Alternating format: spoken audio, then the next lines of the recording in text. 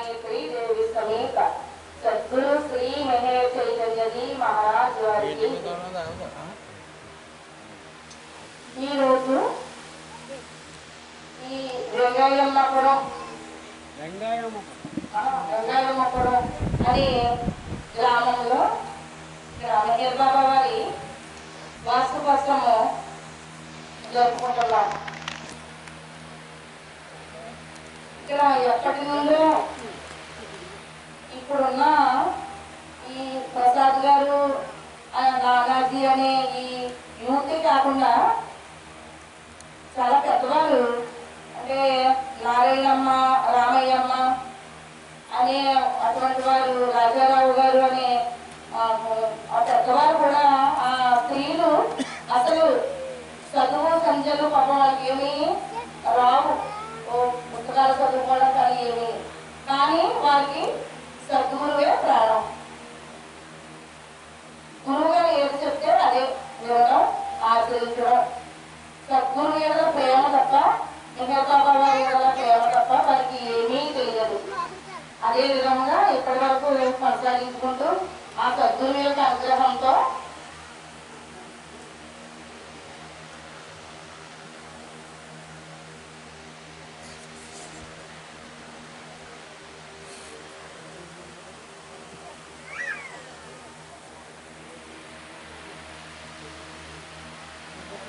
ఆ విధంగా చాలా కాలం నుండి ఇక్కడ మహేర్ బాబా వారి యొక్క కార్యక్రమాలు జరుపుకుంటున్నారు. అదేవిధంగా ఈ రోజు కూడా ఇక్కడ కార్యక్రమం ఇప్పటి వరకు ప్రార్థనలు సంకీర్తన అయింది.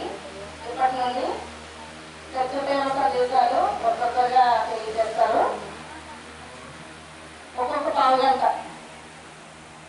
ఇప్పుడు రాజమండ్రి నుండి వచ్చిన పూర్ణచంద్రరావు గారు వస్తారు, ఒక పావుగంట తెలియజేస్తారు. అలా ఒక్కొక్కరు ఒక్కొక్క పావుగంట తెలియజేస్తూ అవిని సంతోషిద్దాం. ఇంకొక ముఖ్య విషయం ఏంటంటే ఈ ఊరి ఈ పుర ప్రజలందరూ కూడా మహేర్ బాబా వారి ప్రేమ విందుకి అందరినీ పిలిచారు కనుక ప్రతి ఒక్కరూ ముందు బాబా వారి దగ్గరికి వచ్చి వారి దివ్య దర్శనం చేసుకుని ఆ దివ్య ప్రసాదం తీసుకుని వెళ్ళవలసిందిగా తెలియజేస్తున్నాము. జై బాబా.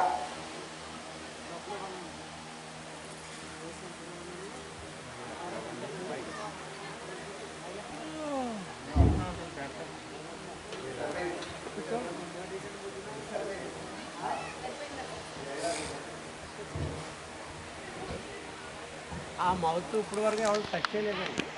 ఆ మౌత్ దగ్గర ఎవరు పాడలేదు ఇప్పుడు వరకు. పట్టుదే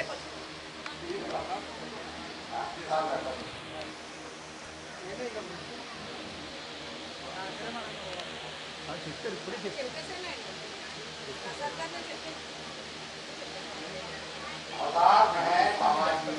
మళ్ళీ చెప్పడం తప్పేమో.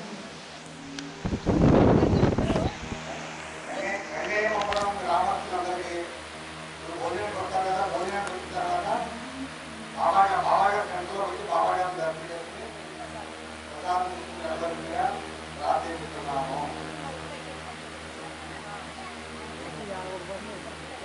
ఈ పైకి లేపాలి, ఈ పైకి లేపాలి.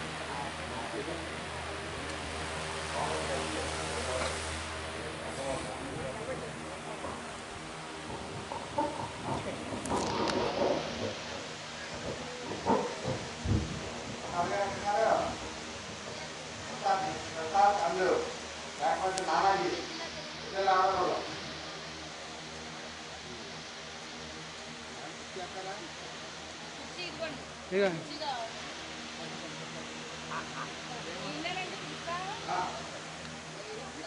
కార్యనిర్వహణ ఇదేనా?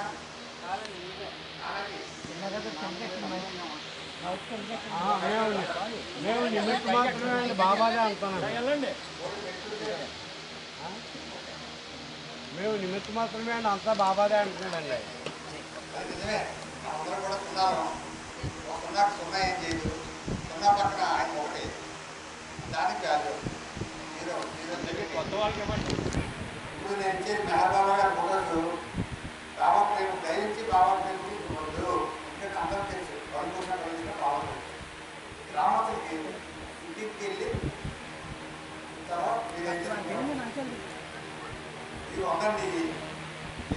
చేస్తారో నాకు తెలియదు. అందరికీ బాగా చేస్తుంది. అవతార్ మెహే బాబా కీ జై.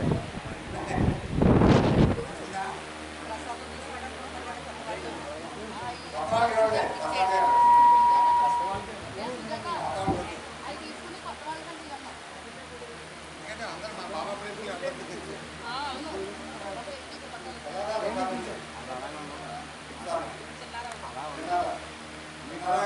ఆ సంచి కింద అయితే అలా చేతితో పట్టుకోండి. చేతితో పట్టేసుకోండి. నిజంగా చేతితో పట్టుకోండి కాదు.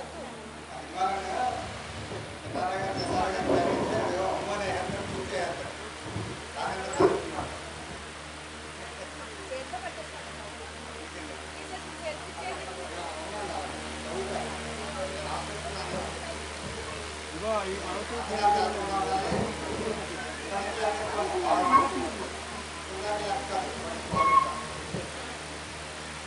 अब माइक मार्क्स लाते हैं स्टैंड के बॉल है माइक मार्क्स बॉल है ఇంకా స్టాండ్ ఏ మైక్ మార్చి రాదు స్టాండ్ మార్చండి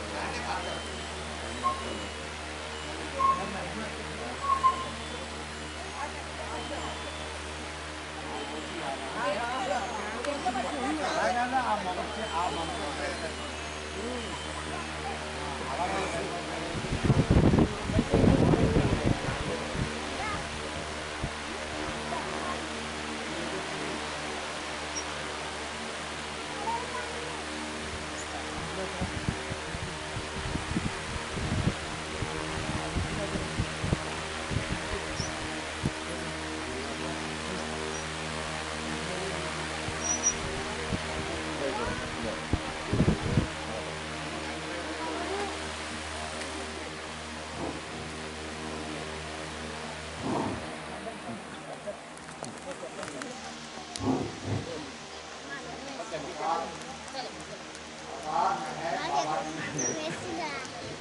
మాట్లాడితే రికార్డ్ అయిపోతుంది తక్కువ మాట్లాడు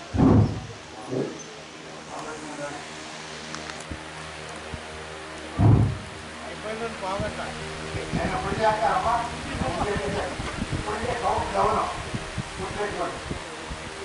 अवतार है बाबा की जय। माता श्री महर्गायत्री जी समेत सदगुरु श्री महर्षि जी महाराज ఈ అనేకూరు గ్రామం సెంటర్ ఓపెనింగ్ జరిగిన మళ్ళీ సెంటర్ ఓపెనింగ్ 2008 జరిగింది. అది జరిగినప్పుడు జరిగిన మనగారికి అనుభవించారు. ఆరు మీద కూర్చున్నాం. దేవి గారు రామకృష్ణ గారు వగేరా వగేరా కూర్చున్నాం. దీనికి స్పాన్సర్ చేసింది ఎమ్మెల్యే గారు ఫండ్స్ కోట్లాడుతున్నాం. ఒక్కరికి ఏంటంటే మళ్ళీ నిన్న ఇదే నియోజకవర్గం అంటే అప్పుడు ఎమ్మెల్యే సీట్ ఇచ్చారు జగన్పేట నియోజకవర్గం. ఆయన ఫండ్స్ నుంచి ఈ సెంటర్ కట్టడానికి అభివృద్ధి ఉంది. ఫండ్స్ ఇవ్వడం వల్ల ఈ అమలు ఏం చేశారంటే జెండా వందనానికి ఆయన పిలిచారు. మిగతా ఆయన ఏం చేశాడు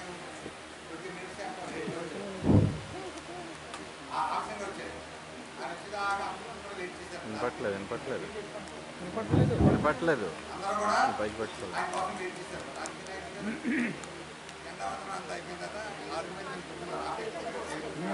మీరు మాట్లాడినప్పుడు దూరంగా పెడుతున్నారా ఉప్పు ఉప్పు అన్నప్పుడు దగ్గరగా పెడుతున్నారా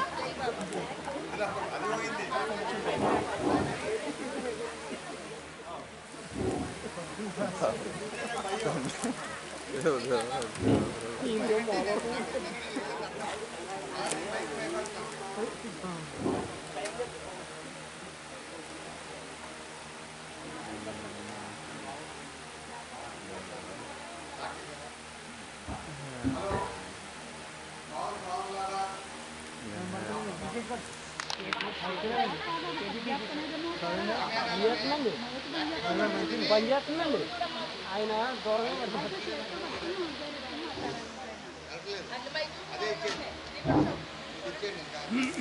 బాబా ప్రేమికులకి యాక్టివా 4 రోటీను హీరో హోండా బండి ఒకటిను బాస్కెట్ ఉన్నాయండి. కొంచెం లైటింగ్ పెట్టవలసిందిగా కోరుతున్నాం. అమ్మాయికి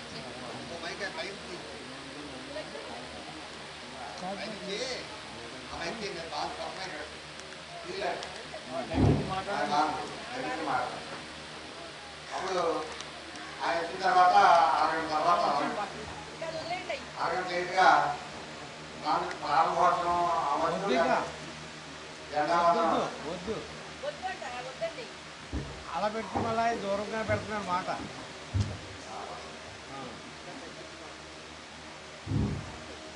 అరగంట వరకు మన బాబా ప్రేమికులందరూ వెయిట్ చేశారు. ఆయన వచ్చిన తర్వాత జెండావందనం చేశారు. తర్వాత కూర్చున్నాం కదా, నేను నరసింహ గారిని నరసింహ గారు మీరు ఢిల్లీలో ఎర్రకోటకు జెండా ఎగరేయడానికి అవకాశం కావచ్చు, ఇలాంటి అవకాశం మనకు రాదు. నెక్స్ట్ టైం ఎప్పుడైనా వస్తే 5 నిమిషాలు 10 నిమిషాలు ముందుండేలా చూడండి అని నేను మామూలుగా బీజాలు చెప్పి నాకు చెప్పినాను. తెలుస్తున్నాను కదేమో అలవాటు పెట్టుకోలేదు పెట్టాను. నాకే ముందు గారేమో ఏమిటి ఓడిరాయి రవిపీఠలు ఒక ఎమ్మెల్యే పరమాన ఎమ్మెల్యే అలా చెప్పారని ఆశ్చర్యపోయారు. ఆ సంఘటన మళ్ళీ గుర్తొచ్చింది. మళ్ళీ అదృష్టం ఏంటంటే ఆయనకి ఇక్కడ ఎమ్మెల్యే టికెట్ నేను ఇచ్చారు. ఇది అతను కూడా ఎంపీ గవర్నమెంట్ ఆ మెసేజ్ని ఆయనకి కలిపి కాకినాడలో బాబాకోటలో రావడం జరిగింది. లేదా అదృష్టవంతులు ఆ మెసేజ్ చాలా సౌకర్యంగా లేదు. మరి ఈ సందర్భంగా మనం తెలియజేసుకున్నాం. ఆయన చెప్పడం జరిగిందండి, ఈ జెండాలు ఎర్రకోట మీద అవకాశం జరుగుతుంది, ఇది బాబా కార్యక్రమాలకి ఎంత చెప్పడం చెప్పడం జరిగింది. ఆశీర్వాదం సౌండ్ తగ్గించామా ఉండలేదు. ఇప్పుడు బాబా సందేశాలు ఒక రోజు రాసుకొచ్చాను, మా టైం సరిపోతుంది. అది మీ అందరికీ తెలిసినాయి కానీ మనం ఒకసారి రివ్యూ చేసుకోవడం ఇది అనుకుంటే దూరంగా ఉన్న వాళ్ళకి నిలబడిన వాళ్ళకి వాళ్ళు కూడా రిసీవ్ చేసుకుంటారు. చేసుకుని జీవితాల్లో చిన్న చిన్న సర్దుబాటు చేసుకోవడానికి అవకాశం ఉంటుంది. దీని హెడ్డింగ్ ఏంటంటే మూఢనమ్మకాలు. మెహర్బాబా గారు చెప్పిన సందేశం సొంత మాటలు కాదు. మూఢనమ్మకాలు అనేవి యుగ యుగాలుగా మానవుల మధ్య పాతుకుపోయిన బలీయమైన సంస్కారములు. మానవుల మధ్య బాగా పాతుకుపోయే సంస్కారం.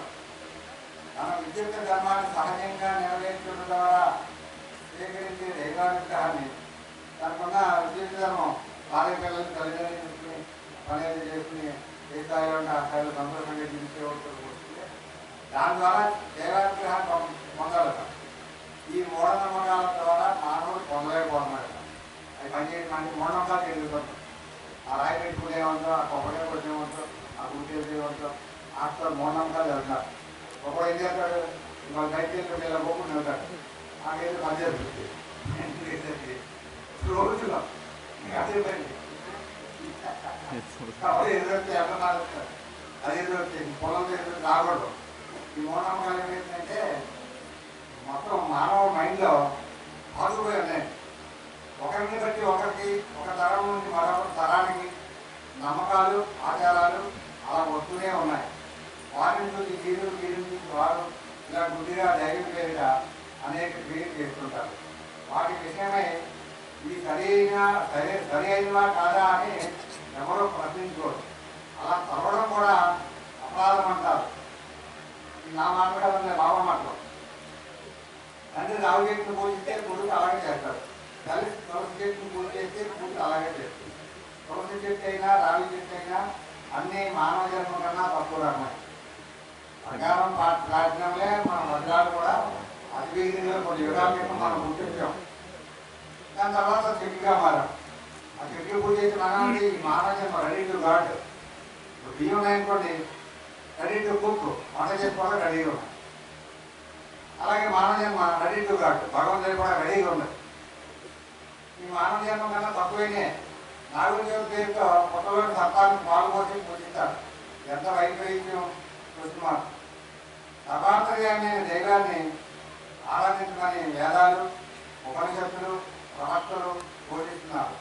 ఒక్కో మతం వారు ఒక్కో పేరుతో దైవాన్ని పిలుస్తారు. ముస్లింలు అల్లాహ్ని, క్రిస్టియన్లు క్రీస్తుని, హిందువులు పరమాత్మని, ఇలా ఎవరి దైవాలు వారికి ఉన్నారు. అలా అనుసరించి వారంతా మానవుడు గొప్ప అని మిగిలిన వారు దైవాలు కాదని వాదిస్తుంటారు.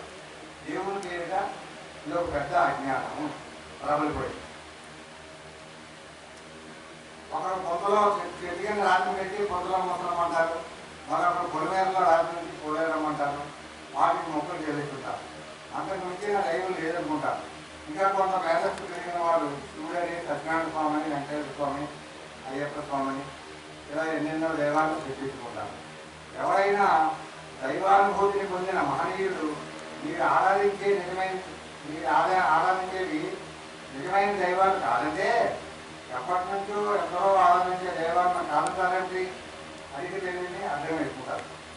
ఇప్పుడు ఉన్న మాకు యుగాల నుంచి వస్తున్నారు, దేవుడి పేరు పూజ చేస్తున్నారు, దేవుడు కాదంటారంటే అది తెలియగా మాట్లాడతారు.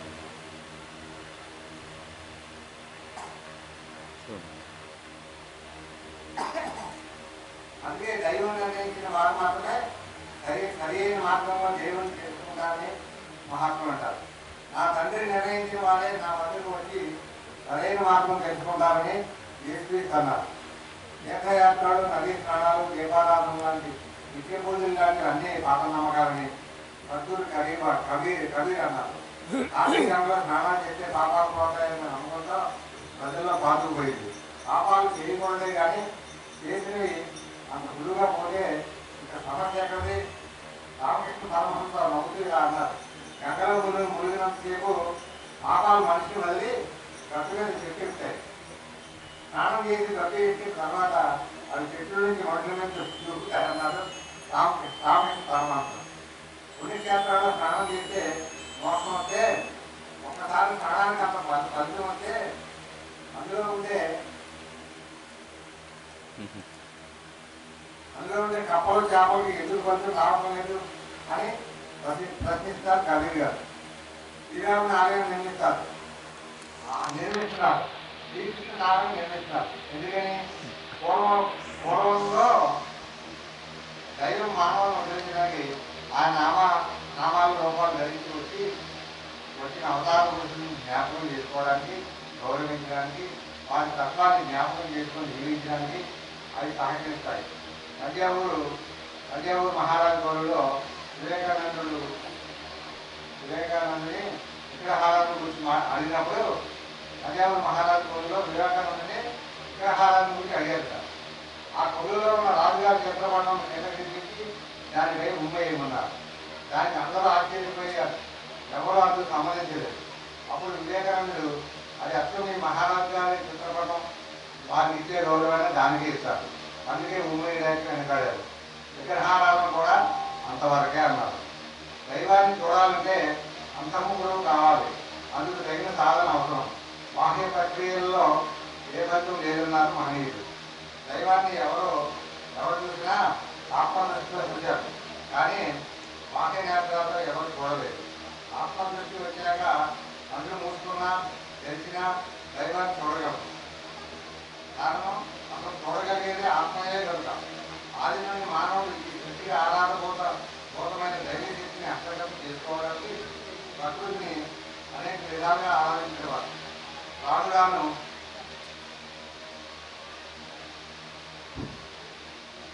వాటి ఏడుదనాన్ని అధిగమించి గుర్తించి ఆరాధించిన వారు వారికి కలిగిన జ్ఞానానుభవాన్ని పురస్కరించుకుని ఉపనిషత్తుల రూపంలో మానవాళికి అందించారు. యథార్థమైన జ్ఞాన సంపత్తిని సామాన్య మానవులకు సైతం అనుభవించి తరలించడానికి దైవం ఆయా కాలాల్లో అవతరిస్తూనే ఉన్నాడు. అటు దైవం జగత్తుగా, శ్రీరాముడిగా, శ్రీకృష్ణుడిగా, బుద్ధుడిగా, యేసుక్రీస్తుగా, మహమ్మద్గా, మెహర్ బాబాగా ఈ బోధలు ఎవరికి కష్టం. నామగా వారిని ఆరాధిస్తారు తప్ప వారి బోధనను ఆచరించారు. ఈ రకంగా మనం ఎప్పటి నుంచో అమ్మేమో నేర్పించింది, అమ్మేమో కూతురు నేర్పించింది, కూతురేమో చిన్నపిల్లలు నేర్పించడం లేదు. వాళ్ళు చేసే పనులు ఆటోమేటిక్ వస్తారు. చూసినప్పుడు అలవాటు అయిపోయింది. ఇలా చేయకపోతే ఏమైనా అయిపోతే భయం, చేసి ఏమైనా కలుగుతుందని ఆశ. వెళ్తే వెళ్తున్నారు ఇవాళ 150,000 మంది వెళ్తారు. నాకు దేవుడు కావాలి అని వెళ్ళేవాడు ఒకరున్నారా? ఒకలేదు. దేవుడు కావాలంటే ఎవరి మధ్య కావాలంటే తప్పుతున్నాడు. అంతర్యామిగా ఉన్నాడు, అంతరాత్మగా ఉన్నాడు. అంతరాత్మగా ఉన్న దేవుడు వదిలేసి అక్కడికి వెళ్తే ఎవరున్నారు? మన రాష్ట్రం చెప్పిన బొమ్మ ఉంది అక్కడ. 4,000 సంవత్సరాలు వెళ్ళేది. అంతకుముందు లేక రామారావు వెళ్ళాం 132 సంవత్సరాలు అయింది కూడా గుడి 132 వాస్తవం చేస్తున్నారు. అంతకుముందు సత్యనారాయణ స్వామి కూడా లేదు. అలాగే ఈ శివుడు లింగాలు వచ్చాయంటే లింగం అవతారం గారు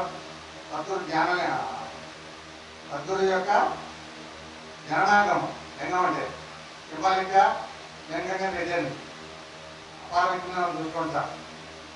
అంటే అలా ఇలాగా సింబాలిక్గా పెట్టేసుకున్నారు. వైష్ణవము శైవము ఎక్కడి నుంచి వచ్చే ఆ సబ్జెక్ట్ కూడా చెప్తానండి ఉత్తరబాబు గారు. వైష్ణవము శైవము తిరునామా అట్నామా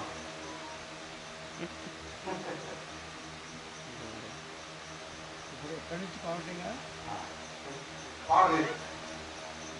కావాల్సి తీసుకుంటామండి. ఏమన్నా మనం చేసే పని ఏమంటే బుద్ధిగా అందరూ గురించి ఆలోచిస్తున్నారు. ఒకటి చెప్పిన ఒక షేర్ చేసుకోవడం తప్ప తెలిసినోడు ఎవరో లేదు, తెలియనోడు ఎవరు లేదు. అందరికీ సమాలే అన్నా కదా. అనుభవం కావాలి, జ్ఞానానుభవం ఆత్మానుభవం ఉన్నవాళ్ళు ఉంటే ఇక్కడ ఉదాహరణ తగ్గకూడదు. ఆ అనుభవం కోసం ప్రయత్నం ఈసారి సత్సంగాలు అయ్యింది. వేదాలు ఏంటండి? వేదాలు 4 ఒక్కరో వేలయ్యారు 4 వేదాలు ఎన్ని? 4 తర్వాత ఇప్పుడు మనం టీవీలో కారు ఏది చూసినాం లేకపోతే ఫ్రిడ్జ్ వాషింగ్ మిషన్ కొంటే అది దాన్ని ఎలాగ ఆపరేట్ చేయాలని చెప్పేసి మాన్యువల్ ఇస్తారు కదా, ఎలాగో దాన్ని ఉపయోగించాలి మాన్యువల్ ఇస్తారు కదమ్మా. అదే మాదిరిగా మానవుడు పుట్టినలాగా ఏంటో మరణించే వరకు మానవుడికి ఇచ్చింది మాన్యువల్ వేదం ఒకటే. బిగినింగ్లో వేదం ఒకటేనండి. సామాన్లు ఎలా ఉపయోగించుకోవాలో మా దేవుడు మాకు ఇచ్చినటువంటి మాన్యువల్.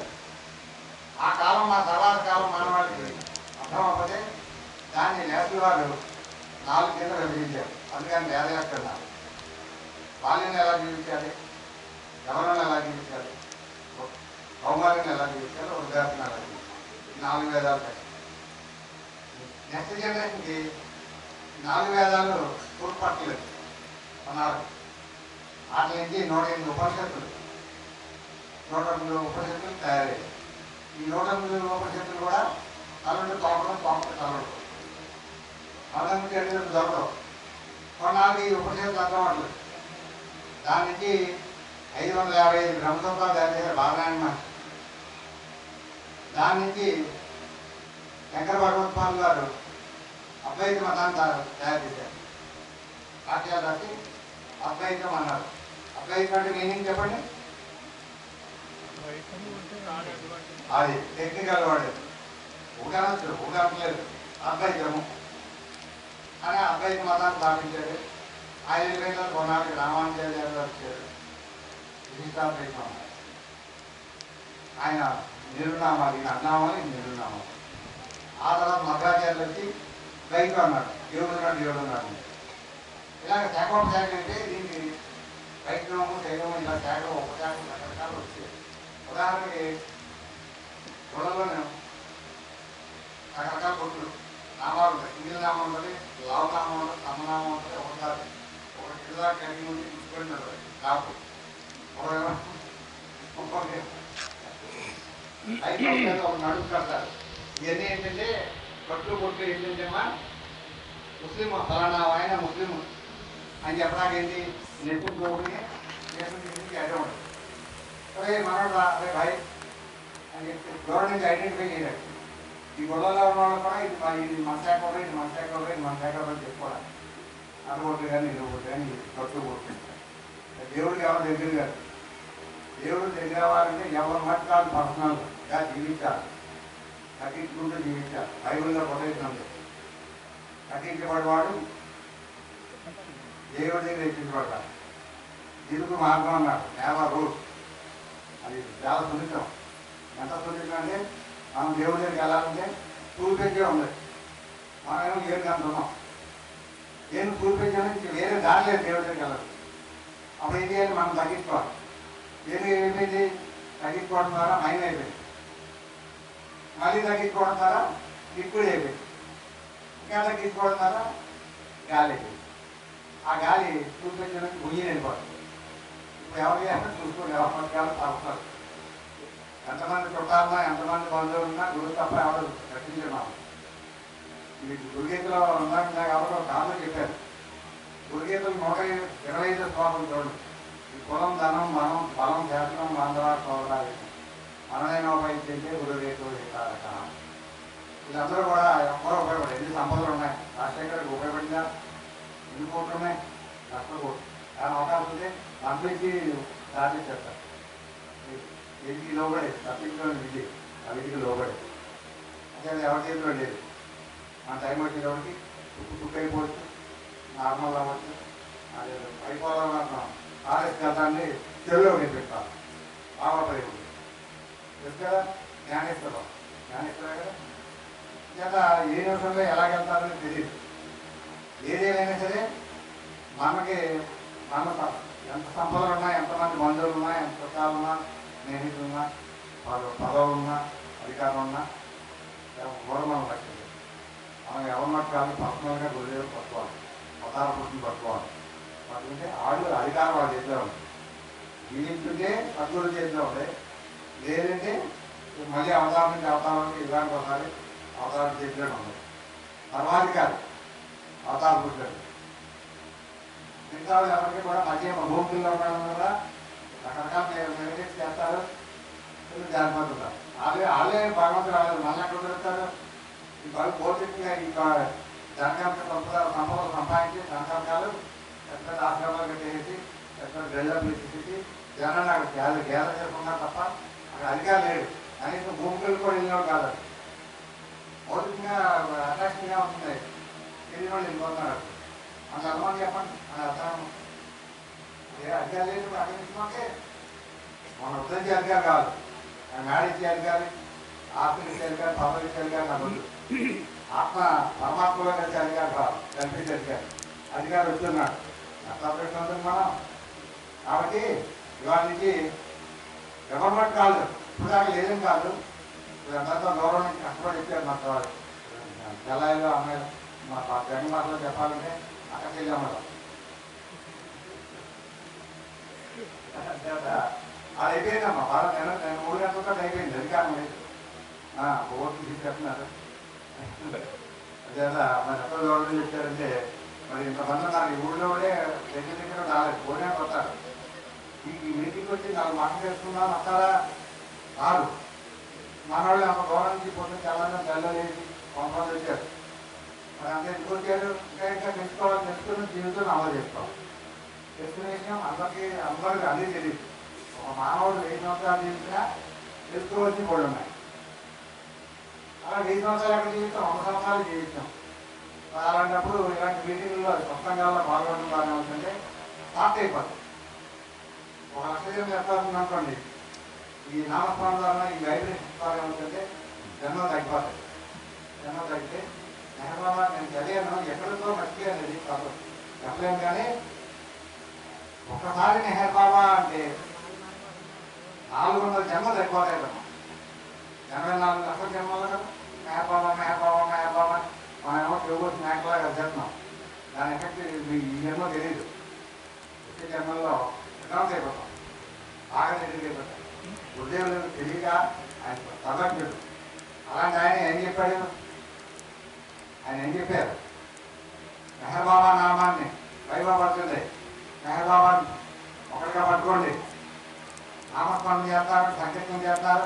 అందులో గతావతారాలు ఆయన అయినా సరే గతావతారాన్ని సంకీర్తనలో చేయొద్దని డిజైన్గా నా దగ్గర చాలా ఉన్నాయి.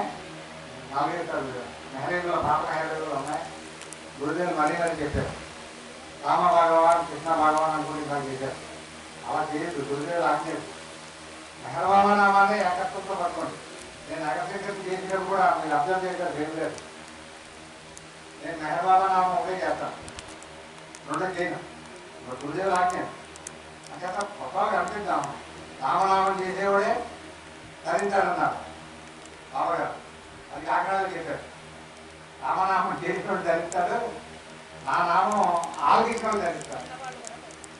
చెట్టు పొట్ట దుమ్ము ధూళి పురుగు పొట్ట అన్నీ కూడా మన నగర చెప్పి వెళ్ళామంటే ఎంతమందిని ఆయన ఉదయించుకున్నాడు ఈ టీం ద్వారా. అది అంత గొప్ప నామం. అది ఆ నామాన్ని గురుదేవులు సాక్షాత్తు పెద్ద బ్రహ్మానుభవ స్థితిలో ఉన్నటువంటి సద్గురుదేవులు మనకి ఇచ్చినటువంటి అమూల్యమైనటువంటి వజ్రాయుధం మెహబాబా నామం అంటారు. ఆ నామాన్ని మన నగర సంఖ్యకు ఉపయోగపెడుతున్నాము. ఈ శుభ కార్యక్రమం కాదమ్మా, వాళ్ళు ఎప్పుడైనా సరే నువ్వు దిగాక మనం జరగడం గొప్ప కాదు. నారాయణమ్మ ఏం చేయమ్మా డ్యాన్స్ చేస్తుంది, ఆవిడ తిరిగి వచ్చేస్తుంది, తిరిగి వచ్చి మళ్ళీ ఇక్కడ ఆలోచించిన డ్యాన్స్ చేయకుండా ఎలా ఆలోచించాలి డ్యాన్స్ చేసేస్తారు పెద్ద ఆవిడ. అది ఎంత మనం బాబా గారు ఆనందం అనుకోవడం మనం చూసేటప్పుడు కాబట్టి గవర్నమెంట్ లేదు, డ్యాన్స్ చేస్తుంటారు ఓట్లు అక్కడ నాయకులు కాల్పాటు కూర్చుంటున్నారు. ఈ సెషన్ మూఢనమ్మకాల సెషన్ అయిపోయింది. మీకు అందరం తెలుసు అక్కడ బాబా గారు దయాస్ కింద సెంటర్లో ఒక ఇద్దరు మాట్లాడుకుంటారు, అందరూ అక్కడికి వస్తారు. బాబా గారు మండపం కింద ఏడు సత్యాలు రాశారు, సప్త సత్యములు. ఆ సబ్జెక్ట్ చదివేసి తప్పుతారు. బాబా గారు ఇది కూడా బాబా గారు సొంత విషయం, నా సొంత మాట కాదు. సత్యమునికి అక్కడ ఉంది కదా రియల్ ఎగ్జిస్టెన్స్, నిజమునికి సత్యమునికి కలిగినది ఈ సృష్టిలో ఏమున్నది? ప్రపంచం దానిలోని వస్తువులు నిరంతరం మారుతూనే ఉంటాయి, కానీ మారనివాడు దేవుడు మాత్రమే. మన విశ్వాసం, ప్రేమ, ఇసుగు మారుతున్నవాడిపై కాక ప్రతి జీవాత్మలో ఉన్న ఏకైకమైన మారని భగవంతుడిపై ఉండాలి. అతి భగవంతుడే నిజమైన అస్తిత్వం కలవాడని సాధకుడు దృఢమైన భావం కలిగి ఉండాలి. ఇప్పుడు ఇది జరిగింది మీకు కొంచెం అర్థం కదమ్మా. ఇంట్లో ప్రతిదీ అడవాడు కూడా మారిపోతుంటుంది. మనకి ఈ కొండల గొప్ప తెలియదు. 100 ఏళ్ళ క్రితం అయితే ఆ కొండ తక్కువ ఉండొచ్చు, అది ఆటోమేటిక్ మెరుగు పెరుగుతాను. అదొకే కాదు కొంత ప్రతిదీ. మనం కానీ ఒక ఎస్కలేటర్ మీద ఎక్కినట్టే, ఎస్కలేటర్ మీద ఎక్కితే ఊరుకుంటుంది, నెల్లి తీసి పైకి చేయలేదు. అదే మాదిరి మనం కూడా పుట్టిగా నుంచి పెరుగుతున్నాం కదా, ఒక నిమిషం ప్రతి సెకండ్ మారిపోతుంది. తర్వాత రెండోది నిజమైన ప్రేమ. అక్కడ ఉంది చూసుకోండి, వ్యక్తిగత ఏడు వ్యక్తులు. శాస్త్రికుడు నిజమునికి కలిగిన భగవంతుని ప్రేమించడే నిజమైన ప్రేమ. శాస్త్రికుడు నిజమునికి ఎవరు పడతారు కాదమ్మా, మనము భగవంతుడే కాదు, అనుకునే కాదు. మనం ప్రేమించుకోవడం మామూలుగా ప్రేమించుకోవాలి తప్ప నిజమైన భగవంతుడు ప్రేమించడం కాదు.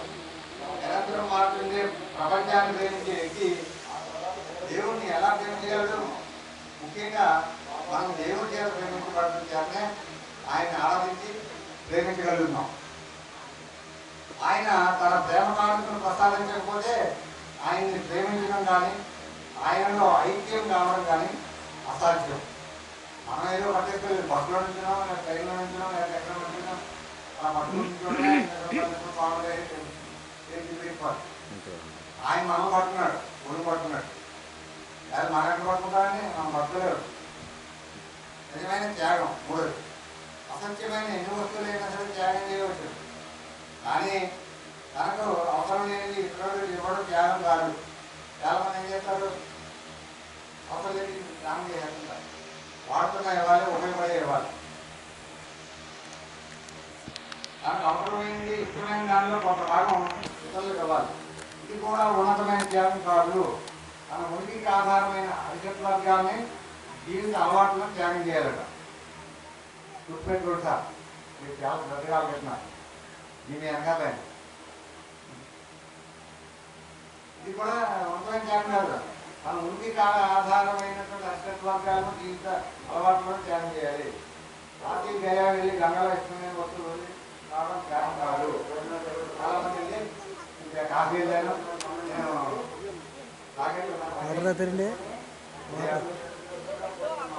అదే మర్యాదలు చేసేసాను, అది వాడడం వదలదు, అరిటాక వదలదు. 5 నిమిషాలు చెప్తారు, అవి వాడతారు. ఏదమ్మా అంటే అవసరం లేని ఆపడం కదా ఆ మర్యాద, అది ఎప్పుడో కానీ అది కార్తీక మాత్రం తీసుకుని వాడతారు పూజకి, అవి మాత్రం వదిలేసి పెడతారు. మనలో ఉన్న ఒక గుణాన్ని విసర్జించే నిమిత్తం మహాత్ములు దాన్ని నియమించేవారు. ముఖ్యంగా అసత్యమైన కృత్రిమమైన అహంను బంద్ చేయాలట, అహాన్ని. అప్పుడే సత్యానుభవం వస్తుంది. ఇదే ప్రేమను పొందడానికి తనువు, మనస్సు, పదవి, ప్రాణంతో సహా సమస్తము కూడా త్యాగం చేయాలి. ఇదే నిజమైన త్యాగము. ఇప్పుడు ఇందాక అనుకున్నాం బంగారం ఎక్కువ మార్కెట్లో కానీ వెళ్తే బంగారం రేట్ ఎక్కువ అదిలోకి రేట్ ఎక్కువ. ఒక ఫంక్షన్ జరుగుతుందనుకో చాలామంది మన ప్రియులే మన చెల్లెలే బంగారం లేకుండా ఆ ఫంక్షన్కి వెళ్ళమని వెళ్తారా? అమ్మో నన్ను ఇవ్వదా ఇట్లా బీరోలే అప్పుడు ఇవ్వాలి ఎగ్జిబిట్ చేయాలి లేకపోతే ఆ మాత్రం తెలుగుతారు అని అనుకుని తీయట్లేదు. మరి బంగారం కంటే మనం ఎక్కువ బంగారం ఎక్కువ ఏంటండి చేత మాకంటే చాలా తక్కువ అమ్మా నూనె అడుగుతా వల్ల మాకు భార్య భర్త వెళ్ళి జీవించక్కడికి కూడా వెళ్ళడంలోనే కోర్టు తెచ్చి వెళ్ళిపోరు. పెళ్లికి వెళ్తారో లేదా ఎక్కడికైనా పొగారికి వెళ్తారో పుట్టినకి వెళ్తారో ఎక్కడైనా సరే మన ఒంటి మీద ఏమి అడగలేదు. ఉన్న వాళ్ళు వేసుకుంటారు ఆభరణాలు పోయి జన్మ వేరే వాళ్ళు అనుకోండి ఈ జన్మ దాన్ని అక్కడ కూడా చెప్తున్నాను ప్రసాదం తీసుకోవాలి అంచేత భార్య భర్త వెళ్ళడంలోనే ఎక్కి చేసేది వెళ్ళిపోతే బ్లెస్సింగ్ నోట్తో బ్లెస్సింగ్ ఇచ్చేది అక్షయతో బ్లెస్సింగే కాదు. బ్లెస్సింగ్ ఇవ్వడానికి మనవరం ఉన్నది ఎవరు మీరు అంత ఎవరు భగవంతుడు. నేను వచ్చి ఏమిస్తాను బ్లెస్సింగ్ భగవంతుడికి ఎవరన్నా నేను బ్లెస్సింగ్ ఇవ్వాలన్నా భగవంతుడిని అన్నా దూషించగలనా భగవంతుడిని తెలియించగలనా ఆశీర్వదించగలనా అర్థం దేవుడు చేత మన నోటు తక్కలేదు. మనం అక్కడ ఎంత అవడమే ఇది నిజమైన సన్యాసం.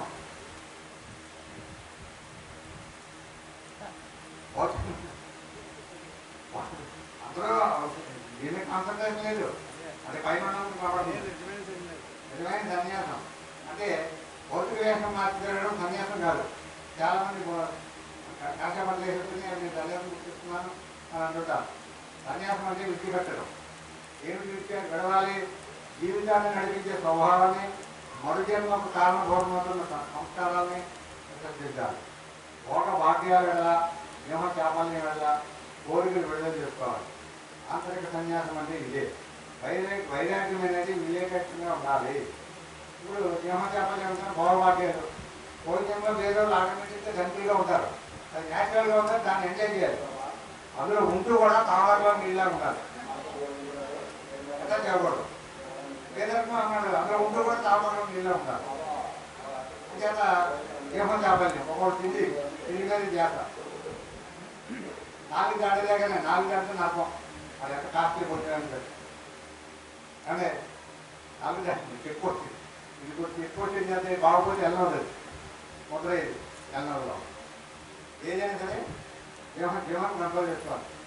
గురుదేవులు చెప్తారు జీవించే దానికోసం తినాలి తినే దానికోసం జీవించకూడదు అని చెప్పారు గురుదేవులు. నా చెబుతూ ఆలోచించేది నా మాటలు అవి నా మాటలు కాదు. జీవన చేపల్ని దీన్ని కంట్రోల్ చేయాలి. అంటూ 2 రకాలు కంట్రోల్ చేసి ఎవరైనా పెట్టడం నా తప్పు ఉంది. సోదరుడు పొద్దున్న సోదరు తప్పు ఉంది అంటే నేను సరి చేసుకుంటాను మాట వెళ్ళను కానీ లోపల చెప్తున్నాను. అది నిజమైన మిత్రులు నిజమైన శ్రేయోభిలాషులు ఎక్కువమ్మా ఎక్కువ వాళ్ళందరూ కూడా అసూయపడరు. నిజమైనటువంటి శ్రేయోభిలాష ఏం చేస్తారు మన తప్పని చెప్తారు. అది నిర్మా పాట చెప్పగలిగే నాకు పొద్దున్న ఒక మిత్రుడు చెప్పాలి చేత దాన్ని సరి చేసుకున్నాను సభాముఖంగా చెప్తున్నాను. ఈ నాలుగుతోటి ఎవరైనా నప్పించే మాట్లాడుతున్నాం. అలాగే రుచికరమైన పదార్థాలు తినడం కోసం ఈ 4 ఉపయోగం దాన్ని కంట్రోల్ చేస్తే చాలు. జీవించే దానికోసం తినాలి తప్ప తినేదానికోసం జీవించుకోవాలి. 5 నిజమైన జ్ఞానం. భౌతిక జ్ఞానం నిజమైన జ్ఞానం కాదు. భౌతికంగా సైంటిస్టులు ఉన్నారు, రకరకాల మేధావులు ఉన్నారు, రకరకాల ప్లేడర్లు, రకరకాల డాక్టర్లు, రకరకాల 3 మంది ఉన్నారు. దాంట్లో జ్ఞానం నిజమైన జ్ఞానం కాదు. ఆత్మ సంబంధం అనేదే నిజమైన జ్ఞానము. సర్వత్రా ఏ దివ్య జ్ఞానం ఇమిడి ఉన్నదో దాని అనుభవం పొందాలి. మరి శరీరం దేనికోసం ఉంది? గాడ్ని ఎక్స్పీరియన్స్ చేయకపోతే దాన్ని సద్వినియోగం చేసుకుందామని ఆశిస్తున్నాను. దాని అనుభవం పొందాలి. దేవుడు మంచి వాళ్ళను చెడ్డవాళ్ళను పుణ్యాత్ములను పాపాత్ములను నివసించి ఉన్నాడని అనుభవంగా తెలుసుకున్నట్టే నిజమైన జ్ఞానము. ఈ పరిస్థితులను బట్టి ప్రతిఫలం కొరకు ఆశించకుండా అందరికీ సమానంగా సాయపడమని ఏదైనా ఒక ప్రకారం ఎదురైనప్పుడు వేషం కానీ శత్రుత్వ భావం కానీ లేకుండా ఆచరించమని అందరి ఏడల సోదర భావం వహించి వారు చెప్పబడినట్లు ప్రయత్నించమని అపకారాలకు కీడి చేయకుండా మెరగవలనని నిన్ను ఆ జ్ఞానం కోరుతున్నది. జ్ఞానం అంటే భౌతిక ప్రపంచంలో ప్యాకెట్లు లేదు, రకరకాల కనిపెడుతున్నారు. కోల్డ్ వెహికల్స్ కనిపెడుతున్నారు, టీవీలు కనిపెడుతున్నారు, కంప్యూటర్లు కనిపెడుతున్నారు, ఇది కనిపెడుతున్నారు ప్యాకెట్లు. ఆ జ్ఞానం భౌతికంగా ఉపయోగపడదు. ఆత్మజ్ఞానానికి సంబంధించి ఈ రకంగా ఉండాలి. నిజమైన నిగ్రహం, యథార్థమైన జ్ఞానాన్ని నిజమైన నిగ్రహం ద్వారా సాధించబడుతుంది. భౌతిక సంబంధమైన నిగ్రహం అంత ప్రధానమైనది కాదు. మనకు రకరకాల సమస్యలు తాకపడుతుంటాయి, రకరకాల ఎదురుపడుతుంటాయి. అలాంటప్పుడు నిగ్రహించుకోగలగాలి. ఒక డబ్బులు చూసి టెంప్ట్ అవుతారు, ఒకడేమో పదవులు చూసి టెంప్ట్ అవుతారు, నిగ్రహించుకోలేదు. ఒకవేళ స్త్రీని చూసి టెంప్ట్ అవుతారు, ఒకవేళ పురుషులు చూసి టెంప్ట్ అవుతారు, ఒకవేళ రకరకాల టెంప్టేషన్ అంటే అప్పుడు చాలా జాగ్రత్త. నిగ్రహించుకోగలిగితే దాని ఎఫెక్ట్ వేరుంటుంది. నిగ్రహం ప్రధానమైన కాదు, సమర్థ సంబంధమైన నిగ్రహం కావాలి. సత్యం ప్రకటించవలసి వచ్చినప్పుడు అలా భేదం లేకుండా ప్రకటించగలగాలి, ఆచరణలో చూపించాలి. మీ పిల్లవాడికి ఎంత ప్రాధాన్యత ఇస్తారో ఇతరులకు కూడా అంత ప్రాధాన్యం ఇవ్వాలి. ఇదే నిజమైన నిగ్రహం.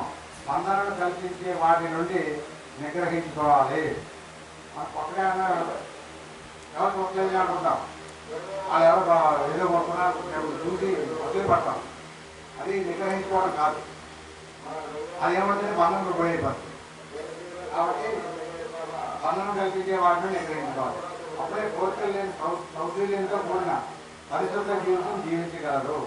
నిన్ను ఒక వ్యక్తి అపార్థం చేసుకొని నిందించినప్పుడు నీవు ఉదాసీనంగా ఉండగలిగినప్పుడే నిజమైన నిగ్రహం బలము కలిగి ఉన్నట్లు తెలియబడుతుంది. నిజమైన సమర్పణ పై ఆరింటిలోనూ ప్రావీణ్యం సంపాదించినప్పుడే నిజంగా భగవంతుడికి అర్పణ కాగలరు. ఈ సప్త సత్యాల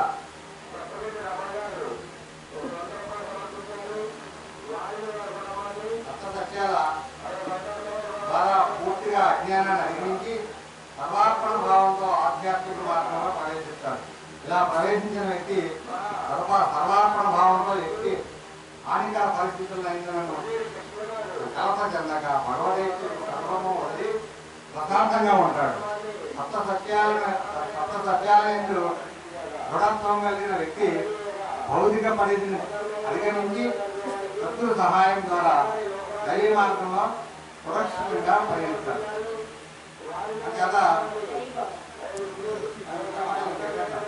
మళ్ళీ నేను చెప్పేస్తాను.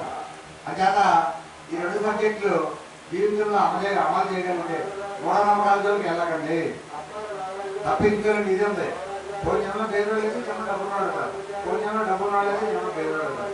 ఆడైతే బాగుతారు, ఆరోగ్యం అయితే అనారోగ్యం అవుతారు, పిల్లలైతే తిరిగిపోతారు.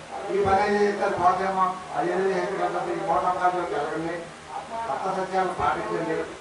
ఈ జన్మలో భగవంతుడు చెప్పడానికి ప్రయత్నం చేయండి. ఎవరు ప్రయత్నం ఆలోచనలో ఎవరు రాలేదు పడుతున్నారు. ఆ కుటుంబంలో పోతున్నారు, మా నాన్న గుడి కడిచేది, మా నాన్న దాంట్లో కడిచేది ఎవరు. కాబట్టి నేను ఎవరి మట్టుకాళ్ళు పర్సనల్గా జీవించాలి, అన్ని పనులు చేసుకోవాలి కుటుంబాల్లో ఉన్నవాడు. మరి ఇవాళ నేను గాలి చేస్తాను, చాలా అవకాశం ఎక్కువ చేస్తున్నాను. అవతార్ మెహే బాబా కి ఇచ్చే ఇప్పుడు